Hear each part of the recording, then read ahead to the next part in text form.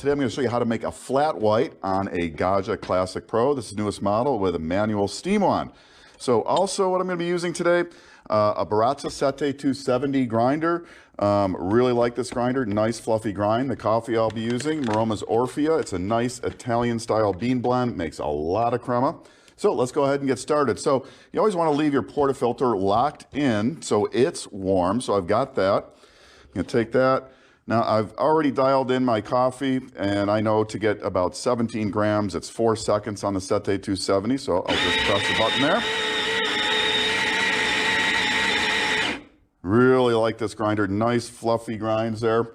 I'm going to use a jack leveler to compress and level out my coffee.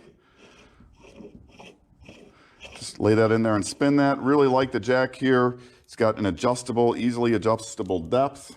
Very nice, easy to use. And you can see, makes a really nice level compression of the coffee there. So we'll lock that in.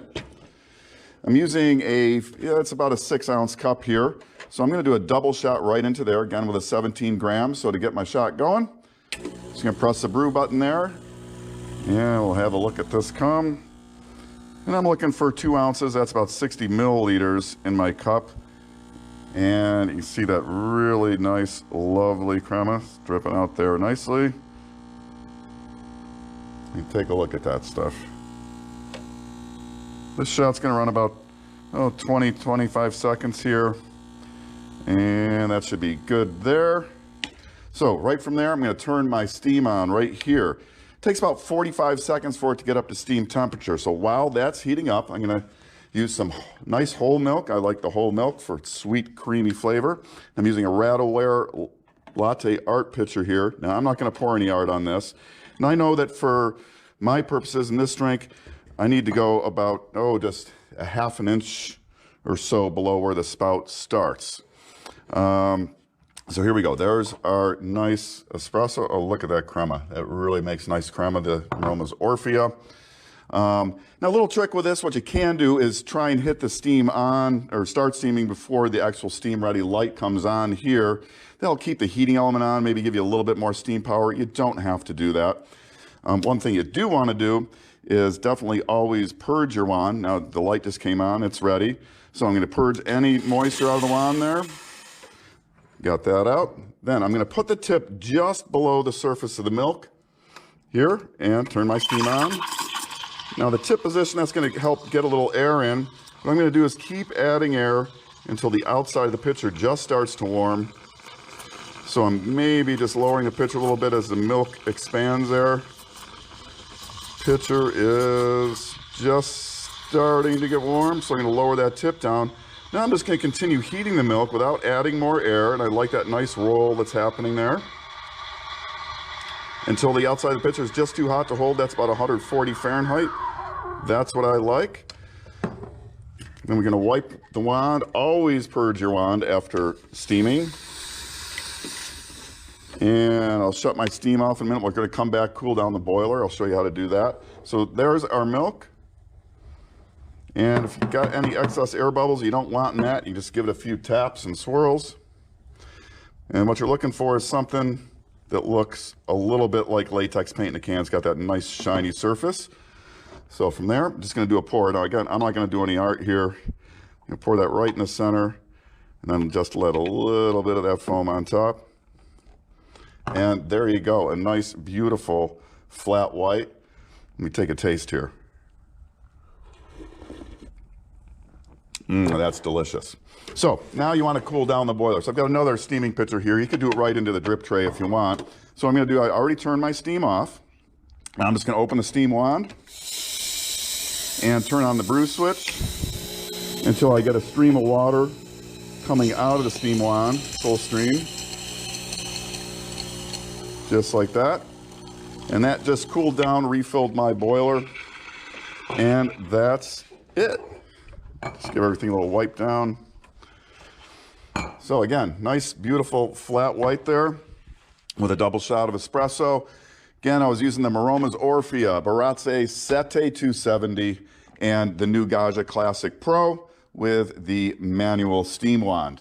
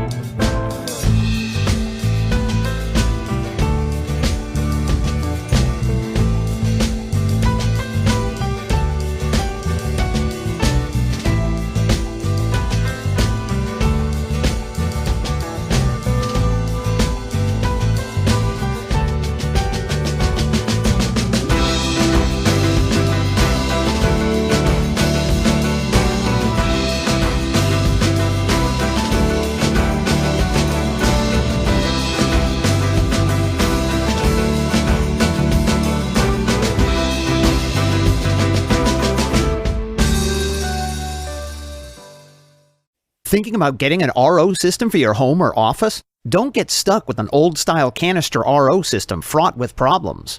The HomeMaster Artesian Full Contact Reverse Osmosis System solves the 4 main problems associated with traditional RO systems. Problem number 1. Canister leaks. Canister filter housings accumulate wear, stress, and microorganisms year after year. Only the filter element gets changed, not the filter housings. Those systems advise owners to change those housings every 5 years, but no one ever does until they leak or burst, causing a flood. HomeMaster system employs advanced modular filters where the filter and filter housing are all in one and changed annually, thus virtually eliminating this problem. You also create a more hygienic system by changing the housings more frequently. Problem number 2, slow flow. The slow flow from the traditional RO faucet is caused by their smaller fittings and tubing. This leads to less use as you become frustrated with wasting your valuable time. HomeMaster with built-in Fast Flow RO kit uses larger fittings and tubing to produce nearly double the flow rate. A stronger flow is more satisfying and easier to use for washing vegetables, cooking, and for drinking water. Which do you prefer, a stronger flow or a weaker flow? Problem number 3, service challenges. Hardness minerals and other icky contaminants often seal canister housings shut, requiring superhuman strength to open them. HomeMaster uses modular all-in-one filters with push-in fittings to make service quick and easy.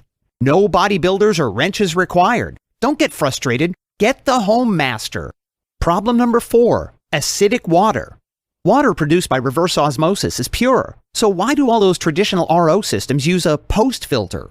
Answer: the highly pure but acidic water produced by the RO membrane sits in the rubber bladder storage tank, dissolves some of the rubber, and repollutes the water, thus creating the need for the post filter to then remove the rubber. Our one-of-a-kind patented full-contact technology forces the highly pure but acidic RO water through a remineralization filter not only once but twice. Once on the way to the storage tank and once again on the way to the RO faucet, adding only calcium and magnesium minerals derived from crushed marble. It's an entirely natural process. The results are less storage tank degradation and cleaner, healthier, better-tasting water that is slightly alkaline. With 7 stages of filtration, purification, and enhancement, the HomeMaster Artesian Full Contact produces exceptionally pure mineral water on tap. Guaranteed or your money back. Conclusion? Your RO system will be in your life for years, so get the RO system that brings solutions, not problems. Get the one with the best flow rate, the most reliable design, and the one with best tasting mineral water on tap. The HomeMaster Artesian Full Contact from Perfect Water Technologies. Order today. Hi, I'm Mary Rogers, and this is a Cuisinart Classic Series 14-cup food processor.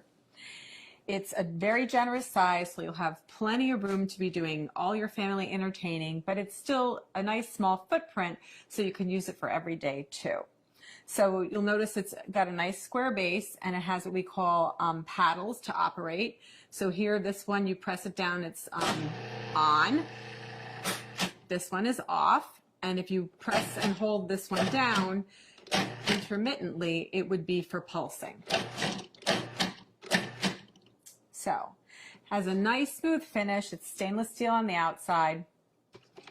Has a lid that you remove by twisting and just pulling it off. It's really simple and easy to operate.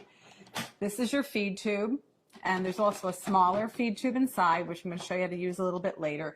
And you can actually drop things in through the feed tube like garlic. We're going to do garlic and jalapeno, and you can actually have the machine running, and it's a very efficient way to chop up garlic and some other items. The other thing is that it's great if you want to add liquid very slowly. The small feed tube has a small hole in it, so if you want to make vinaigrette, you can just pour the oil directly into the small feed tube. Or if you're going to make mayonnaise where you want to slowly incorporate any kind of oil, it'll just drip through the feed tube directly into your bowl in a very consistent way so that you get a great finished mayonnaise or a vinaigrette. So let's look at some of the other items that come with your food processor. In the bowl already is your chopping blade. And we call this the S blade because it's shaped like a little bit like an S. And this is used for everything from chopping herbs and onions to pureeing, mixing, and also kneading doughs. And then the next thing is your stem. And the stem is attached to the bottom of your discs by lining up this arrow here with this one here. It's a little hard to see. And you just press this down and turn to lock it into place. And then what you would do is you hold your disc by the edges, and there's also a little icon up here. It's the same shape as the stem on the bottom, and if you line those two up, you can just slip it in really easily. So that's the shredding disc, and it's medium. We always recommend that you lay the disc down and then put on the stem accordingly. And to do any type of slicing and shredding, you would use the medium slicing disc, not shredding, slicing.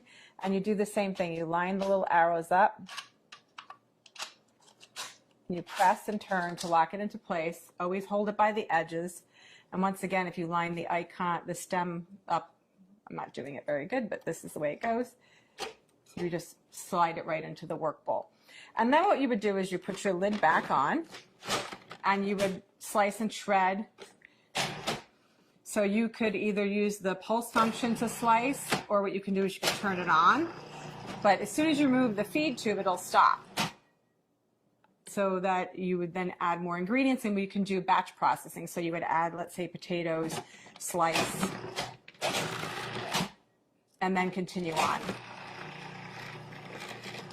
And then we're going to turn it off. So what we're going to do today, that's all of the parts that come with your food processor. And also you get a little spatula we help you with. What we're going to do now is we're going to put in the chopping blade. I'm going to show you how to make a guacamole very quickly and easily. So just put that in. And the first thing we're going to do is we're going to add our cilantro. I'm going to add most of it, not all of it. And you're going to see how efficient this machine is at chopping up ingredients. So very quickly and easily. So I modified this recipe a little bit in comparison to how it's written in our instruction manual. Next, we're going to add our tomatoes, which were seeded, and the pulp the interior was taken out, the seeds. And we're going to pulse that until it's finely chopped.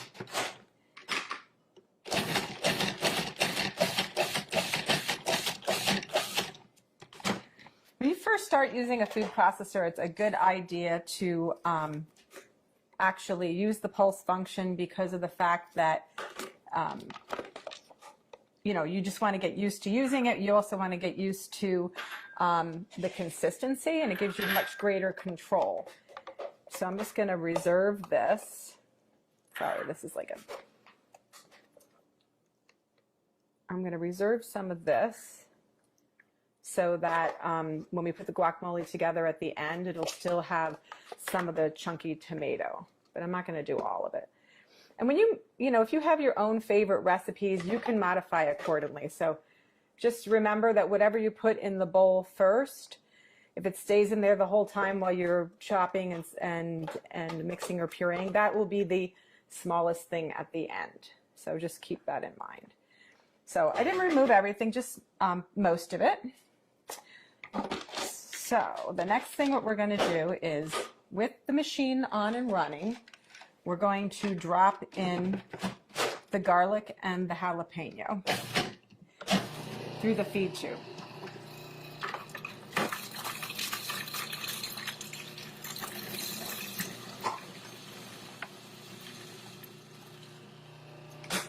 We're going to stop and just scrape down the bowl.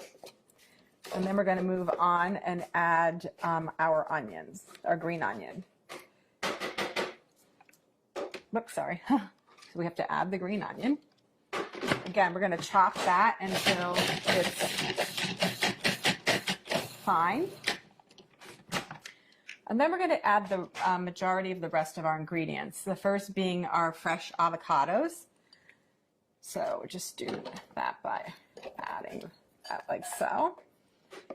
And the last of the ingredients. So of course, lime juice. This helps Keep your guacamole also very fresh looking and gives it lots of extra flavor. This is the salt,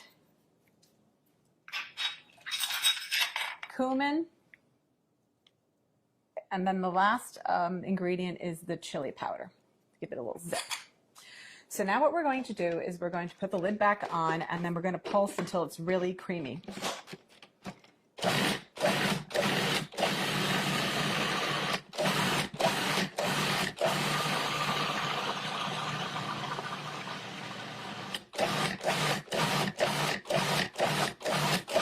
And then what we're going to do is I'm just going to scrape it down one last time, and then I'm also going to add, because it still needs to be processed a little bit more, and then what I'm going to do at this point too is add the balance of the cilantro that I reserved.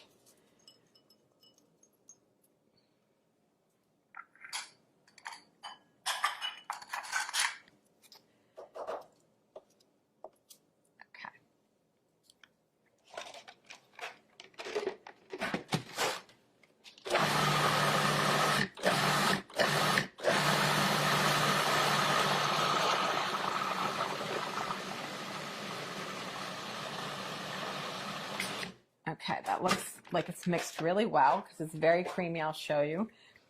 It's nice and very, very creamy looking. So the last step is to add back in the tomatoes and the cilantro. And this is really just so that they don't become, you know, when you're pureeing the guacamole, you know, if it stays in there the whole time, you won't see the chunks of the tomato anymore. Let's just add that back in, and we're going to pulse until it's incorporated.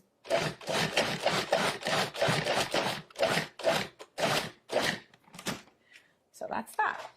So now what we're going to do is I'm just going to add this to our decorative bowl for serving. And you know, you could also put a beautiful lime wedge on top.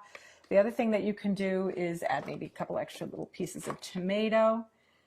Oh, I'm going to show you a little trick also.